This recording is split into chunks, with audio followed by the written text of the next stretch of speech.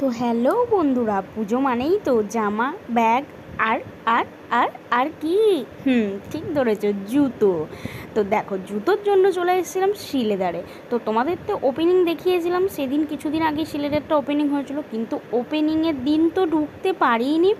তারপরেও আমি প্রায় এক সপ্তাহ ধরে ঘুরেছি শিলেদারে ঢোকার জন্য, কিন্তু ভাই আমার পক্ষে সম্ভব ছিলই না, ইম্পসিবল, মানে একদম অসম্ভব যাকে বলে। ওই মারামারি আর ধাক্কাধাক্কিকে আমি ঢুকতে পারিনি। তার এক সপ্তাহ পর গিয়ে দেখি হ্যাঁ আজকে একটু ফাঁকা আছে, তাও ফাঁকা বলেও যে একদম ফাঁকা তা না, ভিড় কিন্তু ছিল।